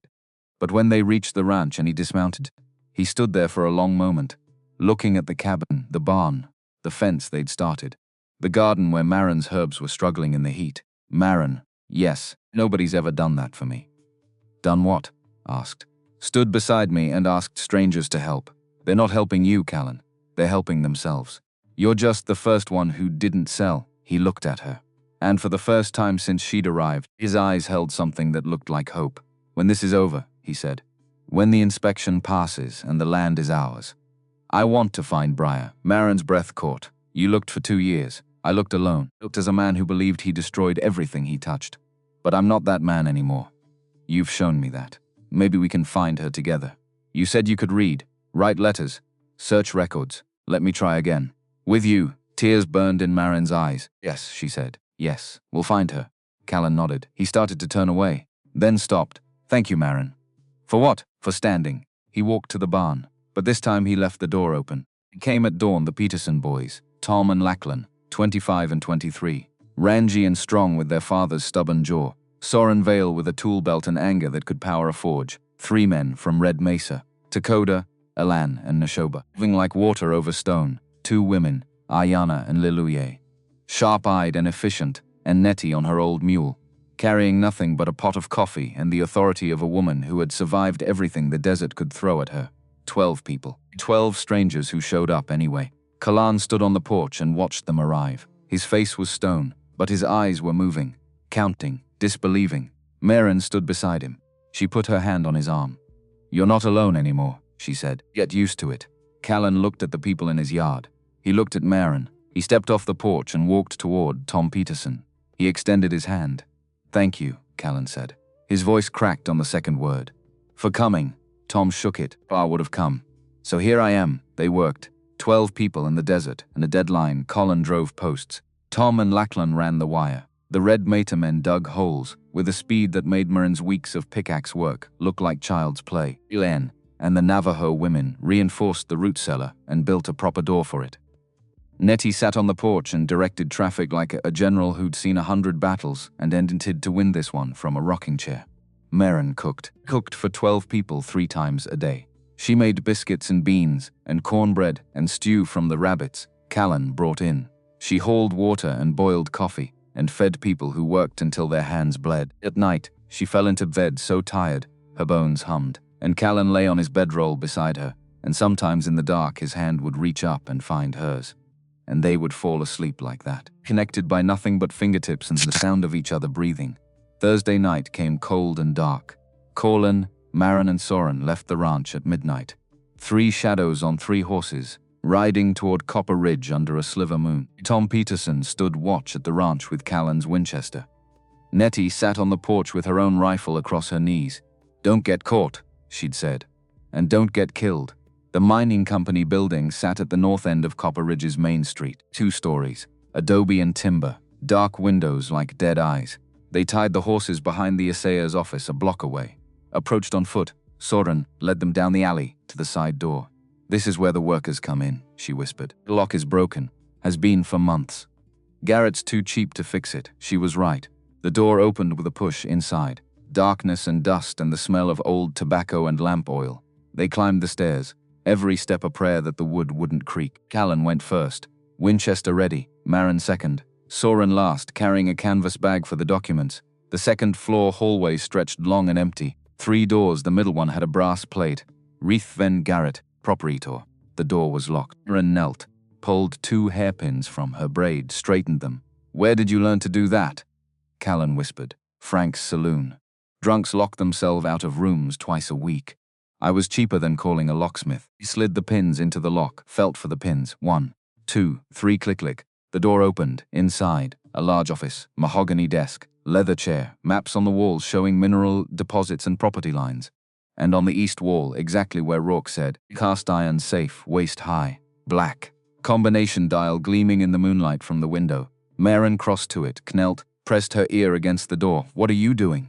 Callan breathed, listening for the tumblers. "If I'm lucky." The combination wasn't scrambled after the last opening. She spun the dial right, stopped at 4, spin left, stopped at 17, spin right, stopped at 58. The lock clicked, the safe door swung open. Inside, stacks of cash, property deeds, and 3 ledgers. Ian pulled out the black leather one, opened it to the first page after page of transactions. Dates, names, payments. February 14, 1876, Peterson Barn arson. $500 to C. Rook. June 3, 1876, McRae water arsenic $300 to D. October 12, 1876 C. Vale Canyon accident $800 split. Rook Reek March 8, 1887. Territorial Inspector J. Morrison, $2,000 bribe, homestead failures, every crime, every payment. In Garrett's own hand. "Got it," Maren whispered. She handed the ledger to Soren, reached back into the safe, pulled out a second folder, thick with papers, letters between Garrett and the Territorial Land Office, correspondence with mining companies in San Francisco, contracts, deeds. These documented in triplicate. She loaded everything into Soren's canvas bag. "We need to go," Callan said from the doorway. Now, Maren closed the safe, spun the combination dial, stood. They turned toward the door. Footsteps on the stairs, heavy slow. Coming up, Callan's hand went to the rifle. Maren looked at Soren. Soren looked at the window. Second floor. 15-foot drop to the alley, maybe a broken ankle, maybe worse. The footsteps reached the landing. Callan moved to the side of the door. Rifle raised, the door opened. A man stood in the frame. Not Garrett, not Rook. A night watchman, old, tired. Holding a lantern, he looked at Maren standing by the safe, at Soren holding the canvas bag, at Callan with the rifle. For 5 seconds, nobody moved. Nobody breathed. Then the old man set his lantern down on the floor. Looked at Callan. "Your spread's the one out past Red Mesa, ain't it? With the burned barn foundation?" Callan nodded slowly. "Thought so. Rode out there once looking for work. Weren't hiring. But you gave me a canteen of water and $2 anyway. Said it was a long ride back to town in the heat." He looked at the canvas bag in Soren's hands. "Charlie Vale's daughter." Soren's voice was steady. "Yes." The watchman was quiet for a moment. "I knew Charlie. Good man. Didn't deserve what happened to him." He turned around, started walking back toward the stairs, muttering as he went. "Didn't see nothing. Too old for this. Eyes going bad. Didn't see nothing." His footsteps faded down the stairs. Maren released a breath she'd been holding for a year. Soren's hands were shaking. Callan lowered the rifle. "Let's go," he said. "Before our luck runs out." They left the office, closed the door, down the stairs, and out the side entrance, into the alley. The horses were where they'd left them. They mounted, rode, not fast. That would draw attention. But steady, purposeful. 3 riders heading north out of Copper Ridge at 2 in the morning. By dawn, they were 20 miles away. Maren looked back once. The town was a smudge of smoke and dust on the horizon. In her saddle, badge. A black leather ledger that could hang a judge. They'd walked into the lion's den and walked out with his teeth. Garrett didn't wait long. On the 4th day of building, Declan Rourke rode up. Alone this time, no Cormac, no Pike. He sat on his horse at the edge of the property and watched 12 people building a fence on land his employer wanted to own. Callan walked toward him, Winchester in hand. "I'm not here for trouble," Rourke said quickly. He looked different, smaller, tired. "Judge sent me with a final offer, 3,000. Triple the original. No, Thorne, listen to me." He leaned forward in the saddle. His voice dropped. "I'm telling you this man to man. Not as Garrett's messenger. He's not going to let you keep this land. The copper alone is worth more than you'll see in 10 lifetimes. He's already paid the territorial inspector to fail your claim." Regardless of improvements, the words hit Maren like a punch. She was standing 20 feet away, closest enough to hear. "The fix is in. The inspector was bought." Callan's face didn't change. "Then why are you telling me?" Rourke was quiet for a moment. He looked at Maren. He looked at the people working in the field. He looked at Soren Vale, who was staring at him with the eyes of a woman who knew his employer had murdered her father. "Because I've got a daughter too," Rourke said, "and I can't do this anymore." He reached into his saddlebag and pulled out a leather folder. He tossed it on the ground at Callan's feet. "That's every letter between Garrett and the Territorial Land Office. Bribes, the payments to the inspector, proof of fraud. Maybe enough to get the territorial authorities to investigate." He paused. His face was tight. "But it's not enough for murder. The documents about Peterson's barn, the McRae's poisoned water, and Charlie Vale's death. Garrett keeps those locked in his personal safe at the mining company office in Ridge. 2nd floor, east wall." Callan picked up the folder. His jaw worked. "So we have fraud. But not murder. Fraud might get you your land back. Murder gets him hanged." Rourke looked at Soren Vale standing 20 feet away. "And it gives her justice for her father." Maren stepped forward. "Where's the safe?" Rourke looked at her. "Garrett's office. 2nd floor of the mining company building. East wall behind his desk. Cast iron. Combination lock. You know the combination?" "No. But I know he opens it every Friday at noon to pay his foreman in cash. And I know he's arrogant enough to use his son's birthday, 4/17/58. Soren's voice cut through the yard. "And you're telling us to steal from Judge Garrett's private office. I'm telling you where the evidence is. What you do with that information is your choice." Rourke gathered his reins. "But if you want the truth about Charlie Vale's death, if you want proof that will hold up in a federal court, you're going to have to take it yourselves, because I can't. I've already betrayed him enough to get myself killed if he finds out." He looked at Callan. "Get those papers to the federal marshal in Virginia City before September 1st. Both sets, fraud and murder. Don't trust the local sheriff. Don't trust anyone in Copper Ridge. Garrett owns everything within 50 miles. Except this ranch," Callan said. Almost smiled. "Except this ranch." He turned his horse. "And one more thing. Garrett keeps a ledger in that safe. Black leather. Every crime he's ever committed is in there, Peterson. McRae. Vale. Others you don't even know about. Ledger is his insurance policy. He thinks if he documents everything, he can use it as leverage if anyone ever turns on him." He paused. "It also means he's written down his own confession. In his own hand. Dated. Signed. Everything a federal prosecutor would need." "Why are you telling us this?" Maren asked. Rourke looked at her for a long moment. "Because I've got a daughter. She's 6. And every night when I put her to bed, she asks me, 'Papa, are you a good man?' And I've been lying to her for 3 years." "I'm done lying." He rode north. The dust settled behind him. Callan looked at the folder in his hands, then at Maren, then at Soren. Soren looked at Maren. "What do we do?" "Someone rides to Virginia City," Maren said. "Tonight. Gets these papers to the federal marshal before Garrett knows they're gone." "I'll go," Callan said. "No." Maren grabbed his arm. "That's what he'll expect. If Garrett sends riders, they'll be looking for you on the road. 6'4" man on a buckskin horse isn't exactly invisible." "Then who?" Maren looked at Soren. Soren looked back. 2 women. One who'd been invisible her whole life. One who'd been grieving for 3 years. "We go." Maren said. Soren and me. His mule and a spare horse. 2 women on the road won't draw attention. Nobody looks twice at women. Callan's face went dark. Absolutely not. I am not sending my wife down a mountain road in the dark with killers between here and Virginia City. You're not sending me. I'm going. There's a difference. The difference is you'll be dead if Rook catches you. The difference is you'll lose this ranch if nobody goes. And you'll lose any chance of finding Briar. And Soren will never get justice for her father. Every person in that field will go back to being afraid. Maren stepped closer. I have been invisible my entire life, Callan. Every man I've ever known has looked right through me. For once, that's an advantage.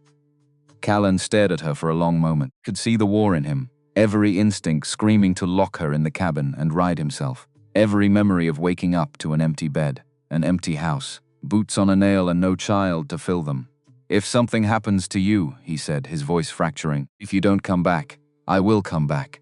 I promise you, I will come back. He pulled her against him, right there in the yard, in front of Soren and the Peterson boys and the Red Mesa families, and Nettie on the porch. He held her like a man holding the last solid thing in a world that had gone to liquid, his arms around all of her, every pound, every inch, crushed against his chest.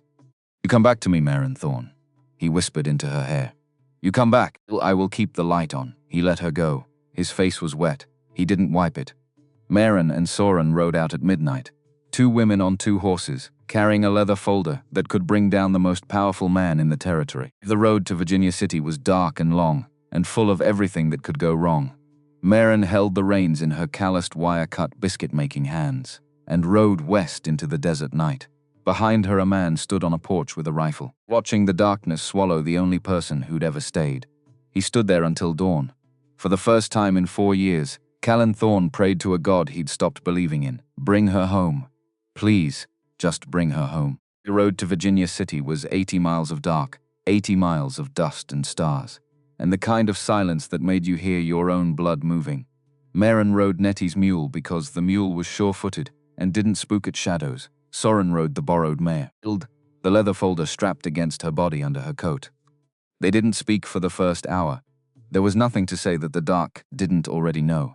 It was Soren who broke first. My father used to say that fear is just excitement that forgot to breathe. Your father sounds like he was a wise man. He was a stubborn fool who wouldn't sell his land to a crook, and they killed him for it. Soren's voice was steady, but her hands were tight on the reins. 3 years I've been sitting in that house, telling myself he fell, telling myself the horse threw him, because the truth was too heavy to carry alone. You're not carrying it alone anymore. No, I'm not. They rode. The desert at night was a different creature than the desert by day. Cool air moving off the rocks, stars so bright they threw shadows. Maren's thighs ached from the saddle. She wasn't built for riding, and the mule's gait was rough enough to rattle her teeth. He kept her back straight and her eyes rolled to see if 3 hours in, Soren pulled up short. Listen. Maren stopped. She heard it, hoofbeats behind them, moving fast. Off the road, Soren hissed. Into the wash, urged the animals off the packed dirt and down into a dry creek bed. The banks were steep enough to hide them if whoever was coming didn't look too hard. Maren slid off the mule and pressed her hand against its nose. Keeping it quiet, Soren did the same. The hoofbeats grew louder. 2 riders came past at a hard gallop, close enough that Maren could hear the creak of saddle leather and the heavy breathing of pushed horses. She caught a glimpse in the starlight. Cormac Rook's flat-brimmed hat, its rangy silhouette, Garrett's men riding hard toward Virginia City. They passed without slowing. The hoofbeats faded west. They're ahead of us now, Soren whispered. Between us and the marshal, Maren's mind raced. Rook and Pike knew the road. Knew Virginia City. If they got to the marshal's office first, they could set a watch. Intercept anyone carrying papers. Or worse, they could get to the marshal himself. Is there another way into town? Maren asked. Old mining road runs south through the hills and comes in from the backside. Adds 15 miles. Can we make it by morning? If we ride hard and don't stop, then we ride hard. They turned south. The mining road was rougher, with old wagon tracks and littered with loose rock. The mule stumbled twice. Maren's knees screamed. She gripped the saddle horn and held on. Soren rode ahead, sure and fast. A woman who had spent 3 years waiting for this night and intended to see it through. 10 miles down the mining road, Soren pulled up short again. Listen. Maren heard it. Hoofbeats behind them. Multiple horses. Coming fast, Garrett knows, Soren said, and must have checked his safe. So it was open. They pushed the horses harder, but the animals were already exhausted from 80 miles of riding, and the horses behind them were fresh. The gap closed. Maren looked back, 4 riders, mist cloud rising in the dawnlight, too far to see faces clearly, close enough to know they meant violence. Split up, Maren said. You go east toward the mining camps. I'll lead them west. We meet in Virginia City. I'm not leaving you. You have the folder. It's what matters. If they catch me, I'm just a woman on a mule who got lost. You're Charlie Vale's daughter, carrying murder evidence. Go, Soren's jaw tightened. She knew Maren was right. She yanked her horse hard right, rode east into the scrub brush. Disappearing into the gray pre-dawn, Maren kept north on the main road. Obvious, loud drawing attention like a lantern in darkness. The riders behind her split. 2 peeled off after Soren. 2 stayed on Maren. She rode the mule, was tough but slow. For endurance, not speed. The horses behind her gained ground. She could hear them now, shouting, cursing. Stop! In the name of Judge Garrett, Maren didn't stop. She leaned forward over the mule's neck, kicked its flanks, urged it faster. Trooped into flat hardpan. No cover, no trees. Now where to hide? One of the riders closed the distance. She looked back. Cormac Rook, his face twisted with rage. Gun drawn. I said stop, woman. She didn't stop. Rook raised his pistol, fired. Bullet cracked past her head. So close she felt the air split. Felt the heat of it on her cheek like a brand. The mule shied, nearly through her. She grabbed the saddle horn with both hands. Held on. She thought about Callan on the porch, standing, with his rifle through the night waiting for her to come home. She thought about Briar's boots hanging on the nail. She thought about Frank's ledger, with the blank space where her name should have been. And she thought, not today. Not like this. Didn't come 800 miles and push a stagecoach out of mud and dig a root cellar with my own hands, just to die in the dirt for a corrupt judge's greed. I didn't survive 26 years of invisible, just to disappear into dust now. Yanked the mule hard left. Off the road. Into a ravine. The wash was narrow. Steep-sided, rocky bottom, scattered with boulders. Rook's horse balked at the edge, too wide through the chest. Too tall, it couldn't follow down the narrow path. She heard Rook cursing behind her. The sound of his horse screaming as he tried to force it down. She rode 3 miles through the ravine, the mule picking through rocks with the sure-footedness of a creature born to this terrain. Behind her, nothing but silence. She'd lost him. The ravine opened onto a plateau. She could see Virginia City in the distance. 10 miles, maybe less. The sun was rising, painting the desert gold. She rode. The second rider, Pike, appeared on the ridge to her right. He'd circled around. Hit her off. He raised his rifle. Maren kicked the mule. It lurched forward into a stumbling gallop. Pike fired. The bullet hit rock 5 feet to her left. Sparked, ricocheted off stone with a whining scream. She bent low over the mule's neck, made herself small, made herself a harder target. Pike fired again. The bullet went wide. She rode into a stand of scrub pine, weaving between trees, branches whipping at her face. Pike followed. But his horse was bigger, slower through the tight spaces. Crashed through brush where the mule slipped between gaps like water. She broke through the tree line onto open ground. Virginia City dead ahead, 2 miles. Pike was still behind her. But falling back, his horse laboring, winded from the chase. Rode into the outskirts of town at mid-morning, covered in dust, shaking every muscle in her body, screaming. Blood on her sleeve from a branch that had cut her arm. But alive, she was alive.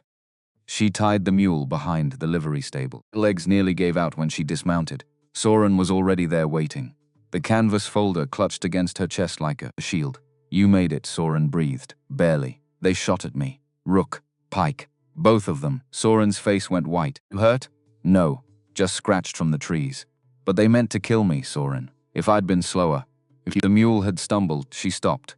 Took a breath. We need to finish this now. Before they regroup, they looked at each other. 2 women who had just outrun hired killers, who had ridden through darkness and survived gunfire, who carried evidence that could topple a kingdom built on blood and lies. Let's go end this, Maren said. She straightened her dress, smoothed her hair, the dust from her face as best she could. Soren handed her the folder. They walked out from behind the livery, onto Congress Street. 2 women, one large and covered in trail dust. One thin and burning with 3 years of buried grief. Nobody looked at them. A large woman and a ranch girl, walking with purpose through morning traffic. Invisible. Just as they needed to be. The federal marshal's office was a squat adobe building with the United States flag hanging limp in the still morning air. A deputy sat on the porch picking his teeth. Maren walked up steps. "I need to see the marshal." The deputy looked at her with the blank disinterest of a man who had been asked for things all morning by people he didn't care about. "Marshal Kellam's in court. When will he be back?" "Couldn't say. Could be an hour. Could be all day." "I'll wait." She sat on the bench outside the office. Soren sat beside her. They held the folder between them. Maren's hands were steady on the outside. Her heart was not. An hour passed. She watched the street, watched for Rook's flat-brimmed hat, Pike's rangy frame. Nothing. Maybe they'd lost them completely. Maybe they were still searching the hills. The sun climbed, the heat built. A man walked up the steps, tall, lean, with a silver star on his vest and a face that looked like it had been carved from the same rock as the territory itself. He had gray hair and blue eyes that missed nothing. "You waiting for me?" he asked. "Marshal Kellam?" "That's right." Maren stood. "My name is Maren Thorne. My husband is Callan Thorne of Copper Ridge. We have documents that prove Judge Ruthven Garrett has been murdering homesteaders and bribing territorial officials to steal their land." Kellam looked at her for a long moment, at the dust covering her dress, at the blood on her sleeve, at the exhaustion in her eyes. He looked at the folder. He looked at the street behind her. Then he opened the door to his office. "Come inside, Mrs. Thorne." Rode home. The return trip took 12 hours. Maren was so exhausted she tied herself to the saddle with a belt to keep from falling off the mule. Soren rode beside her, one hand on Maren's arm when the trail got rough, holding her steady. He came over the last ridge at sunset. The ranch was below them. The new fence stretched across the south pasture, posts standing straight, wire gleaming in the dying light, the pump house, the root cellar. And on the porch, a figure standing motionless, rifle in hand, exactly where she'd left him. Callan saw them. The rifle dropped. He came off the porch at a dead run. He covered the distance between the cabin and the ridge trail, in a time that should have been impossible for a man that size. He reached the mule, grabbed the reins, and looked up at Maren. His face was wrecked. No walls, no silence, no mask. Just a man who had spent 18 hours staring at the road, bargaining with God or the devil or whatever would listen for the sound of hoofbeats coming home. "It's done," and said. "The marshal is coming." Callan reached up and lifted her off the mule. He didn't set her down. He held her against his chest, her feet off the ground, her face level with his. He was shaking. "Don't you ever ride away from me in the dark again," he said. "Do you hear me, Maren? Don't you ever. I had to. I know you had to. And I aged 10 years waiting. So don't do it again." She put her hands on his face. She kissed him, right there on the trail, with Soren watching and the mule trying to eat her sleeve and the sunset turning the whole valley gold. "I came back," she said against his mouth. "I promised I would." "You did," he whispered. "You did." Federal Marshal Kellam rode into Copper Ridge 4 days later, with 6 deputies and a stack of warrants. Maren watched from Nettie's porch as they rode past the trading post toward Judge Garrett's office at the far end of town. The whole valley seemed to hold its breath. Garrett didn't go quietly. Kellam didn't expect him to. There was shouting. There was the sound of furniture breaking. Cormac Rook drew on a deputy and took a rifle butt to the skull for his trouble. Pike ran for the back door and ran directly into 2 more deputies who'd been waiting there since dawn. Brought Garrett out in irons. He was still wearing his fine suit, but his politician's smile was gone. Smaller in handcuffs, smaller and older and ordinary, the way all powerful men look when the power is taken away.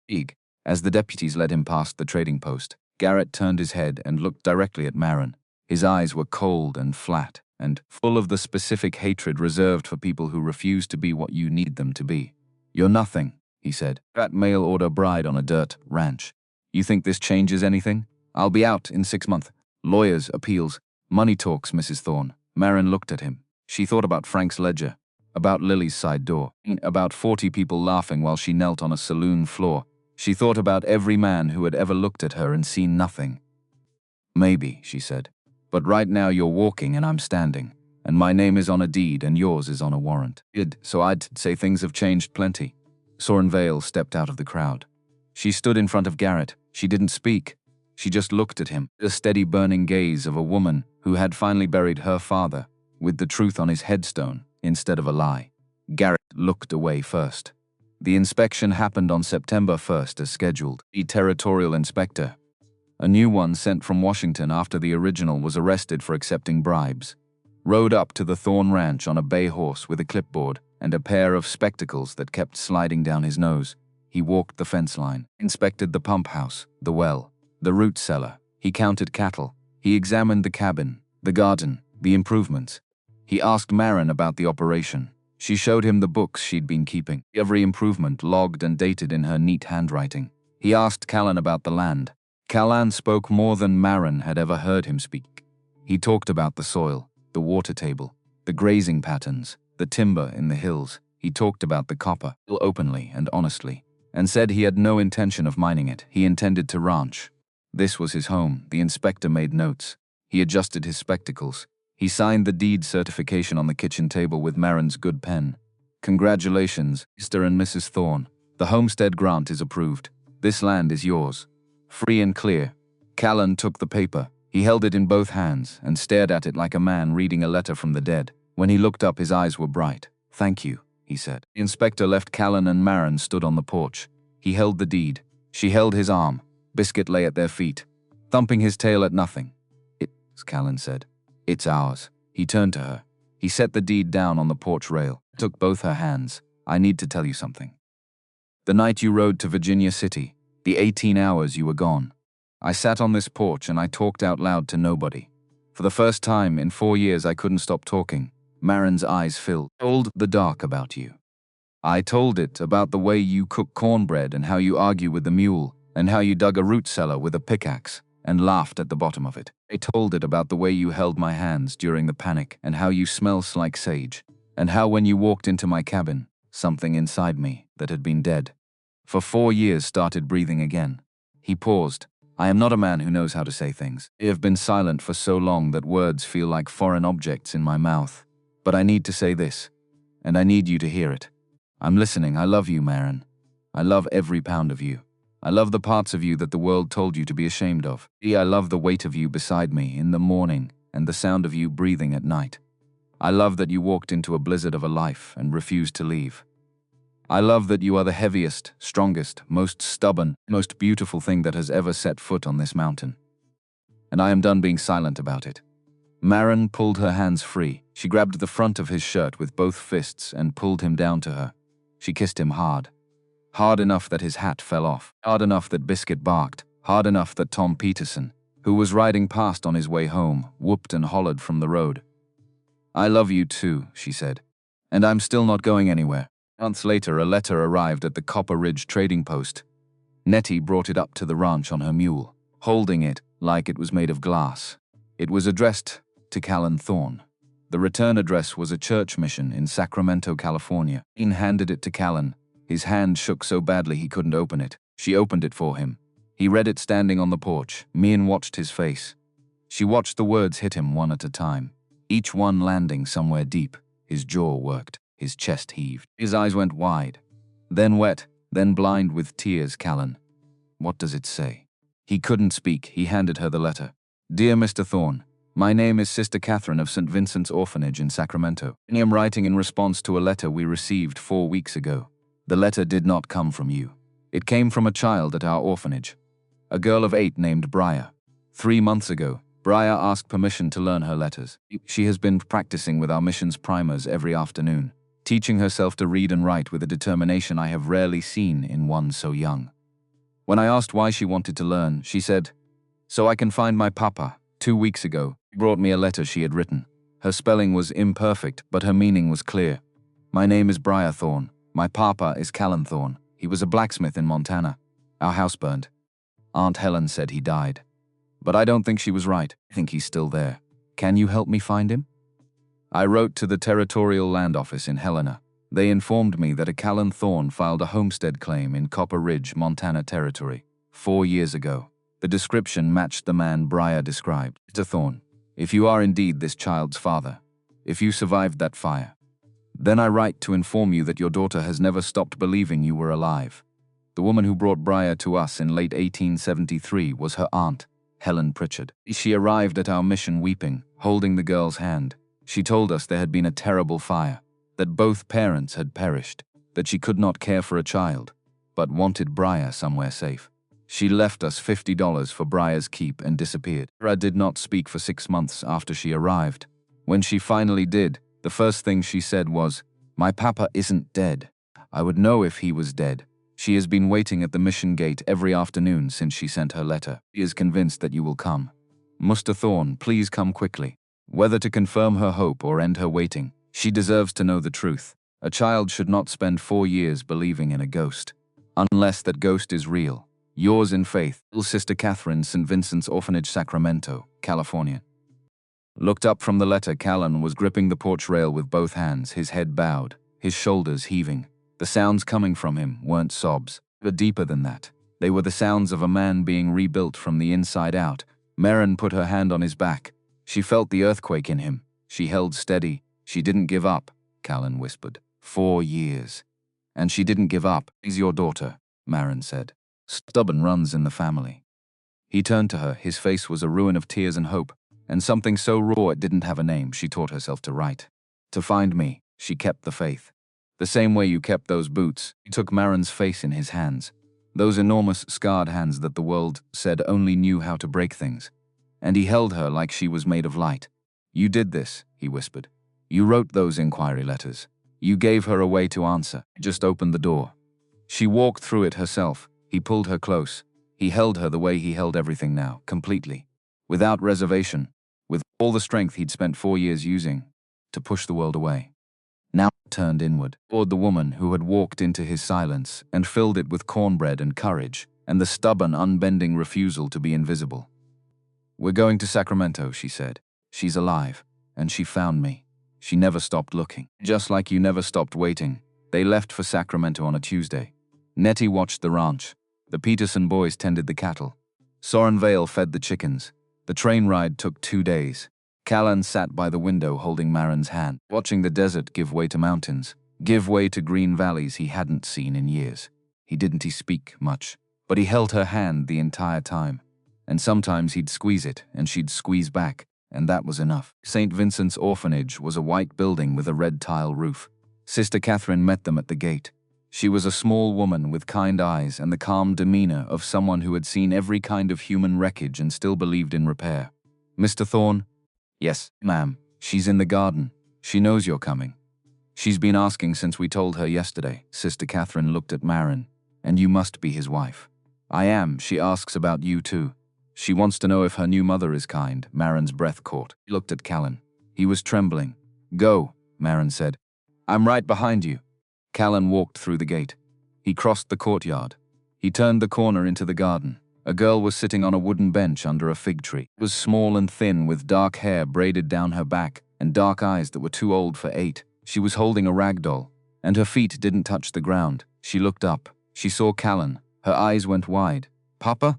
The word broke him open like a dam, like a door, like the sky breaking after a 4-year drought.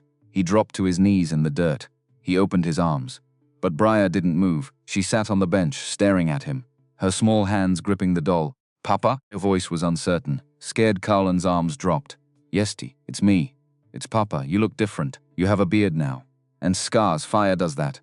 But it's still me." Briar tilted her head, studying him, like a bird trying to decide if it's safe to land. "Aunt Helen said you didn't want me anymore.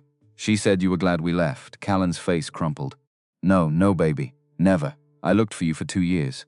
Every town, every mission, every orphanage. I never stopped looking. Even when I couldn't find you, I stayed at the ranch, because that's where you knew I lived, in case you came back. I never stopped waiting." Briar's eyes filled with tears. "But she still didn't move. Why didn't you come sooner?" "Because I didn't know where you were. Aunt Helen took you, and I couldn't find you. But I never stopped trying, and I never stopped loving you." Briar's small hand tightened on the rag doll. Her voice was barely a whisper. "I wrote a letter to the land office in Helena." Callan's breath stopped. "Sister Catherine helped me learn the words. I practiced every day for 3 months. I told them my papa was Callan Thorne, and he was a blacksmith, and I knew he wasn't dead because I could feel it. In here," she pressed her small fist against her chest, over her heart. "Aunt Helen said you died in the fire." She cried and cried when she told me. "But every night before I went to sleep, I thought about you really hard. And if you were dead, I wouldn't be able to think about you that much. That's how I knew." Callan's throat closed. His chest felt like something was breaking open inside it. Ribs cracking, heart splitting. 4 years of silence shattering all at once. His daughter had been calling to him across 800 miles of desert and mountain, and he had heard her. That was why he kept the boots. That was why he couldn't let go. Some part of him, deeper than thought, older than reason, had known she was still out there, refusing to be forgotten, refusing to believe the lie. "You were right, baby," whispered. "You were right the whole time," I told Sister Catherine. "My papa keeps his promises. If he's alive, he'll come when he gets my letter." She looked at him with those dark eyes that were exactly like his own, eyes that had seen too much, lost too much, but had never stopped hoping. "Did you keep your promises, Papa?" Callan's vision blurred. He couldn't speak. He nodded. "I kept your boots," he finally managed, "on a nail, where I could see them every day. I couldn't put them away, because putting them away meant you were gone. And I couldn't." His voice broke. "I couldn't let you go." Briar's eyes filled with tears, but she still didn't move from the bench. Aunt Helen cried a lot. She said it was her fault, that she should have stayed with you and Mama, that if she had, maybe the fire wouldn't have happened. She said she couldn't take care of me, because every time she looked at me she saw Mama, and it hurt too much. She paused. "She wasn't bad, Papa. She was just sad." Callan closed his eyes. Helen hadn't been a villain. She'd been a grieving woman who thought she was saving a child from a dead father, who'd carried that weight for 4 years. Wept when she left Briar at the orphanage, because she loved her but couldn't bear to keep her. Another ghost, another person broken by the fire. "I know, baby," he said. "I know."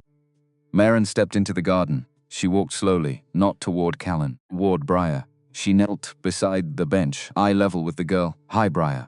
My name is Maren. Your papa has told me so much about you." Briar looked at her. "Are you my new mama? If you'll have me." Briar studied Maren the way she'd studied Callan, taking in all of her, the wide hips, the heavy arms, the round face, the work-roughened hands. "You're big," Briar said. Maren laughed through her tears. "I am." Aunt Helen said big was bad. Big means I can carry you when you're tired, hug you when you're sad, and stand between you and anyone who tries to hurt you. Still bad?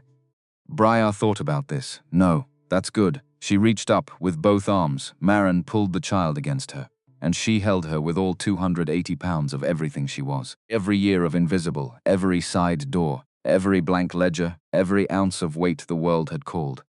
A burden wrapped around a little girl who called it a gift. Callan knelt beside them. He put his arms around both of them. The three of them held each other in a garden in Sacramento, while a fig tree dropped its shade over them, and a nun cried quietly by the gate. Somewhere in the distance, a train whistle blew, calling west. Went home. All three of them, Callan and Maren and Briar Thorne, riding the train east and then north into the Red Desert, where a ranch sat at the base of a bluff with a fence that 12 strangers had built, and a root cellar a woman had dug with a pickaxe, and a porch where an old dog named Biscuit was waiting. Briar saw the boots first. She ran into the cabin ahead of them and stopped in the middle of the room and looked at the nail behind the door, where a tiny pair of scuffed boots had been hanging for 4 years. "Boots," she said. "You kept my boots." "I kept everything," Callan said from the doorway. "I kept everything and I waited." Briar took the boots down from the nail. She held them against her chest. They were far too small for her now. She'd outgrown them by years. "Too big for them," she said, and her voice wobbled.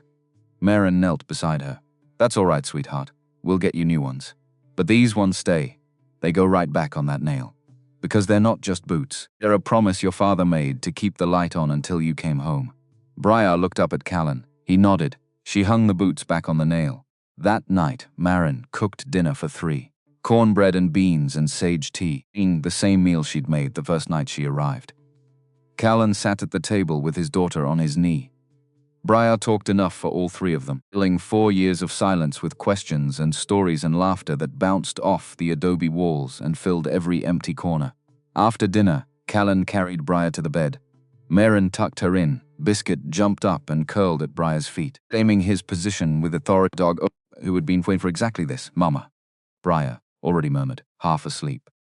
"Yes, sweetheart. Will you be here in the morning?" "We'll be here in the morning and the morning after and every morning after that. Promise?" "Promise." Callan and Maren sat on the porch, his arm around her, her head against his shoulder. The desert was quiet and vast and full of stars. Callan, "Yeah, I'm pregnant." He went still. His arm tightened around her. "How long have you known?" "Since before we went to Sacramento. I wasn't sure, but now I am." He turned her face toward his. In the starlight, his eyes were wet. A baby, a baby. When? Spring, April maybe. He kissed her forehead, her cheeks, Her mouth. I'm scared, he whispered. I know. What if I can't protect them? Then we fix it together. That's what family does, he held her. They rocked together on the porch. A chair his mother had brought from Missouri creaking softly beneath them. Inside the cabin, Briar murmured in her sleep. Biscuit's tail thumped once. The boots hung on their nail. Too small for the girl who'd outgrown them. Too important to ever take down.